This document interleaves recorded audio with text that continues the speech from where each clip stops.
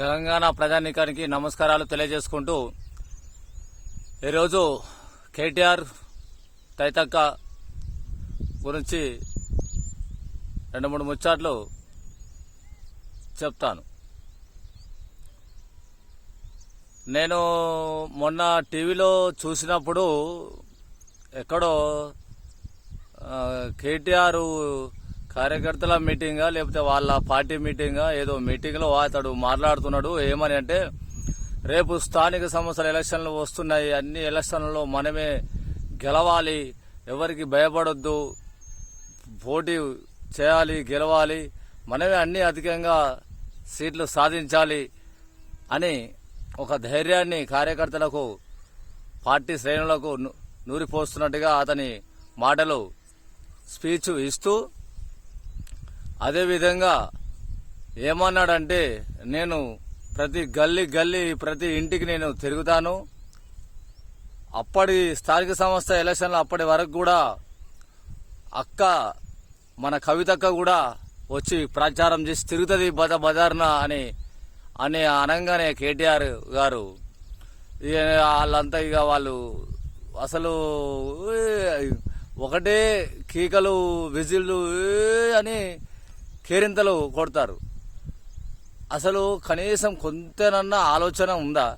కేటీఆర్ పిల్లహాడు చెప్తుంటే సరే, అతడు చెప్పడం తప్పేం, తన బతుకు తెరువు కోసము, తన అక్కను కాపాడు కోసము, ఇతనికి అధికారం రావడం కోసము, ఇతడు రాజకీయ కోసం చెప్తున్నాడు. ఇతడు అంటే ఇతని తెలివి తక్కువ వేషం కాదు, అసలైన తెలివి తక్కువ బుద్ధి తక్కువ పనికిమాలిన వేషం మనది, అంటే మనందరి ప్రజలు. కవితక్క కూడా వచ్చి ప్రచారం చేస్తుంది అంటే, కవితక్క ఒక సారా దందా కేసుల తిహార్ జైల్లో ఉంది, కవితక్క కూడా వస్తుంది అప్పటి వరకు ప్రచారం చేస్తుంది అని అనగానే కేటీఆర్ గారు కేరింతలు పెట్టుడు అనేది కొద్దిరన్న ఇజ్జతి సిగ్గు అనిపిస్తలేదా అని నేను ఈ సోషల్ మీడియా ద్వారా నేను అడుగుతున్నాను. కవితక్క అంటే ఎవరు? ఆమె తెలంగాణ ఉద్యమకారురాలా, లేదా దేశ స్వతంత్ర పోరాట యోధురాలా, లేకపోతే ఆమె మంచి సామాజిక ఏమంటారు దాన్ని, ఒక విప్లవ నాయకురాలా? కవితక్క కూడా వస్తుంది కవితక్క కూడా వచ్చి బజార్ తిరుగుతుంది, ప్రచారం ఇంటింటి తిరుగుతుంది అనగానే ఏ అని కేరింత పెట్టి సిగ్గు ఉండాలి కదా, కనీసం కొద్దిగా ఆలోచన ఉండాలి మనకు. చదువు సంధ్య జ్ఞానం లేదా, తిండి తింటలేమా, కానీ కొద్దిగా ఆలోచించాలి కదా. ఆమె ఎవరు? ఆమె వస్తుంది సారదంద చేసి జైల్లో పోయేట ఆమె వస్తుందని, వాళ్ళ అక్క వస్తుందని కేరింతలు కొడుతున్నారు చూడు. అరే కొద్దిగా ఇజ్జత్ అనిపిస్తలేదా? కొద్దిగా ఆలోచించండి.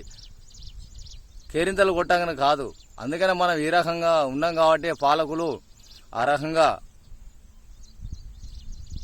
అవినీతులు చేస్తూ మనల్ని ప్రజాధనాన్ని కొల్లగొడుతూ వాళ్ళ రాజ్యాధికారంలో వాళ్ళు ఉంటున్నారు. బిచ్చగాల లేక చప్పార్లు కొట్టలు లేక కేరింతలు కొట్టే స్థానంలో మనం ఉంటున్నాం. కొద్దిగా సిగ్గు తెచ్చుకోండి, ఆలోచించండి. నేనేదో మిమ్మల్ని వ్యక్తిగతంగా ఏదో పగ రకంగా పార్టీ అంటే అనే రకంగానే కాదు నేను అనేది, జనరల్గా చెప్తున్నా. పార్టీ ఏదైనా సరే, ఎవరైనా సరే, నేను జనరల్గా కొద్దిగా ఆలోచించండి. సారా కేసులో పోయి తిహార్ జైల్లో ఉన్న ఆమె అక్క వచ్చి ప్రచారంలో పాల్గొంటే కేరింతలు కొట్టుడు ఏంది చెప్పు? కనీసం కొద్దిగా ఇజ్జత్ అనిపించాలి కదా అని. ఈ రకంగా ఉండొద్దు. మనం ప్రజలము అభిమానం అంటూ ఉండాలి, కానీ అభిమానం పిచ్చోళ్ళలా ఉండకూడదు.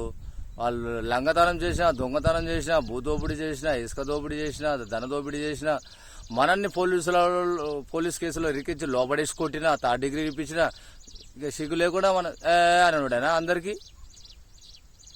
సరే, ఎవరి పార్టీ వాళ్ళకు ఉంటూ ఉండని, కానీ కొద్దిగా మనము కేరింతలు కొట్టేటప్పుడు కూడా, కేకలు పెట్టేటప్పుడు కూడా దేనికి మనము కొడుతున్నాము, వాడు ఏం మాట్లాడుతున్నాడు, దేనికి మనం సప్పాలు కొడుతున్నాము, కొద్దిగా నన్ను ఆలోచన చేయండి అని నేను సామాజిక కార్యకర్తగా నేను సోషల్ మీడియా ద్వారా తమరికి విన్నవించుకుంటున్నాను.